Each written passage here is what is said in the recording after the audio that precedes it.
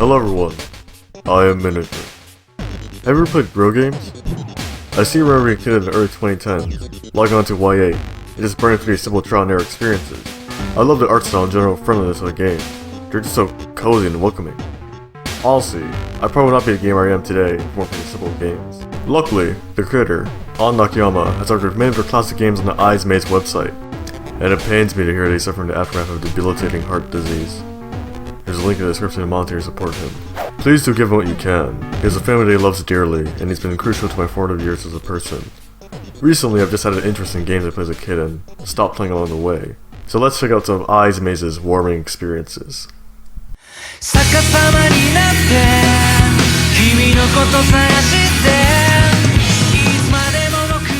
These to me are classic Grow games. Simple trial and error experiences when you watch cute characters interact or improve themselves. I'm grouping them all together because they all play the same way. You're given multiple options and you must guess the appropriate sequence of events to beat the game. There are millions of ways to complete your game. But every time you fail, the game will tell you what you did well and what needs to be done earlier in the correct sequence of events. It's actually really satisfying to find the ideal order of things, as it requires inductive reasoning and convergent thinking to find out how you're supposed to solve the puzzle. Or, you know, you could just go to the comments too, I guess. Of course, a lot of it is just trial and error, but at least it's an enjoyable trial and error experience. The animations and events that occur while you're playing the game are cute and were the main appeal to me as a kid. Just watching these characters interact and do things with each other was enjoyable. The character designs, while simple, are very nice. Basic? Yes, but memorable to me. EYEZMAZE also has a YouTube channel where you can watch these characters interact, but while I'm on YouTube I feel like there are better things I can watch in my free time. While playing the games, it's only me and the characters. I feel like a benevolent god watching their subjects and helping them survive.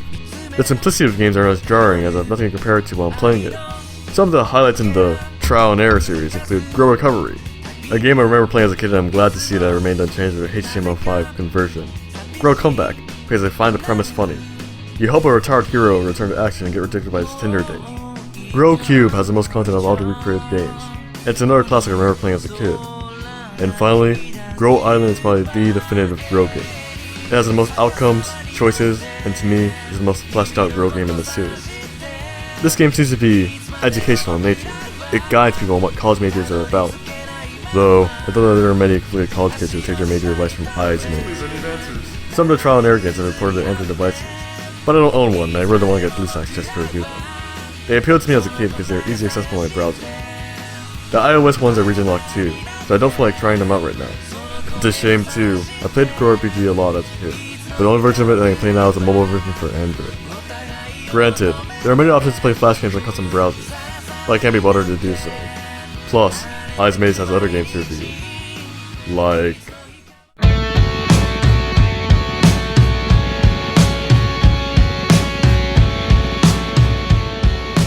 I see that EYEZMAZE is finally up to the name. Diet is a maze exploration game where you play as a plump fellow and you help him escape his dungeon by disrupting his consumption cycle. This dungeon acts as a maze, and you can pass through different corridors by clicking on your character, causing him to lose mass. As you lose mass, more collectible items are revealed to you and you'll need them to progress. You also obtain a fortune along your journey, like, wow, that's a lot of money. This is actually a deep commentary on those who refuse to change themselves after missing out on many monetary opportunities that would benefit them in the long run. The exploration aspect of this game quickly goes away as you realize rooms on the same level are the same backgrounds. I don't blame him for doing rooms on the same level with the same floor texture, but he definitely could have made the rooms more distinct, especially since they do a lot of backtracking and multi-level traversing. The juggle between gaining mass and getting fit is nice, though it's a little overused in my opinion. While it's a charming mechanic, I've done it one too many times for my liking.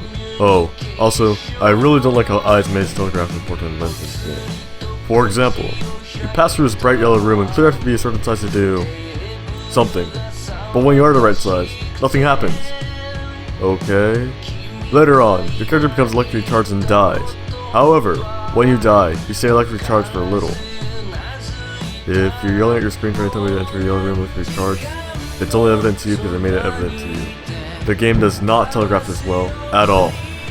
Worst of all, this room has a key item stored in it.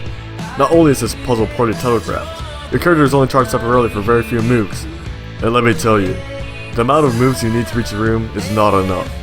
Multiple times I was right outside the room but I ran out of charge before, and you have to die to actually progress as the path from electrical source to the room is too long to sustain a charge. Why can't you just be intuitive? That electricity puzzle was my main grip of the game. Some of the other puzzles in the game are poorly telegraphed as well, but they are to the extent that the electricity puzzle is. The ending scene is kinda cute though. Determined to become as fit as possible, the plump fellow causes a singularity and gains more mass in the entire solar system. And then he kisses you. That's assault. This game is definitely rough around the edges, it really lacks necessary aid for the player. But it's an alright maze game. After this one, I think I need a break from full experience. Let's check out some mini games.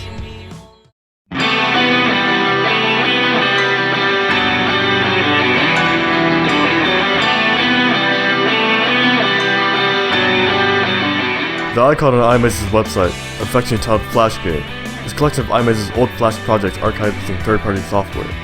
He acknowledges that some of the games may run horribly and yeah, he's right. I'm sure they just dropped the Flash files into a converter because, wow, some of these games are not optimized. There's a nice selection of games here, but I'm just going to review the few I like. Neighbors is a nice and simple matching game where you have to determine how land is distributed amongst 9 neighbors who hate each other. Hatch is like Osu Catch, except you have to actively switch between multiple characters to catch certain items. This game gets pretty hard, but I also suck at rhythm games, so consider my judgment with a grain of salt. Taunty 1980 is an awesome game on Watch Free that mimics the whack-a-mole games of, well, the 1980s. You get to choose between 2 game difficulties. One of them gives you allies and the other one is just a vanilla game. I actually really enjoyed Taunty 1980. The game Watch aesthetic is nice and it's a simple time killer. Since Taunty 1980 was so nice, let's check out Taunty V1. Taunty V1 is another whack-a-mole type game where you use your keypad to eliminate taunties. Don't ask what those are. Alright guys, look at my keypad and...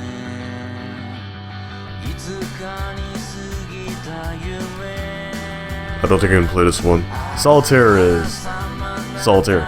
And Seek is a nice letter identification game. Alright guys, I think I'm done checking out EYEZMAZE's mini games. Let's go back to the full-length ones.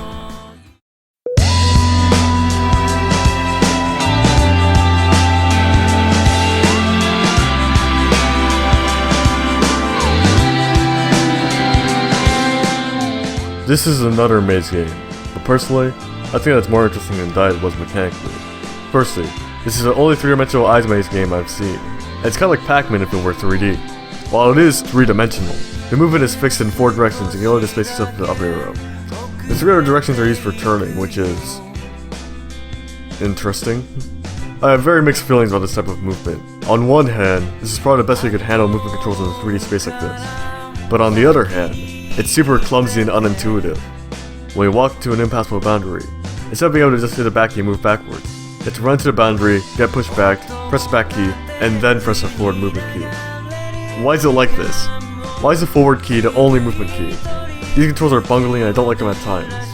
Though, they aren't too bad in normal gameplay. They're still weird though.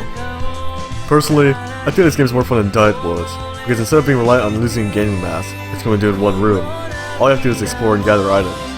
It's less convoluted and gimmicky than Diet was. Almost everything is clickable, and that's awesome.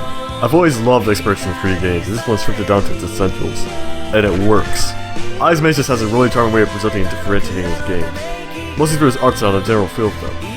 EYEZMAZE has consistently managed to impress me with his games. Anyway, it's a very unique type of grow game. Not only is it in 3D, but the grow aspect of the game only comes in when you enter command to a prompt. Honestly, I actually like this type of grow game. The trial and error ones aren't bad at all, but this way of adapting a cat to a grow game to a 3D environment is really fun. This is one of the best games that EYEZMAZE has ever made. I like the game's music too. It's really chill and relaxing. Though, there are a distinct lack of sound effects in some cutscenes. But it's not a big deal. The non-playable characters are cute to look at, as per usual. They're just so cuddly and huggable. Come on. Tell me that you would not cuddle this thing. Hey, me and who? I think that the game's progression is really interesting too. You do a lot of backtracking and double checking in this game, but it never feels horrible.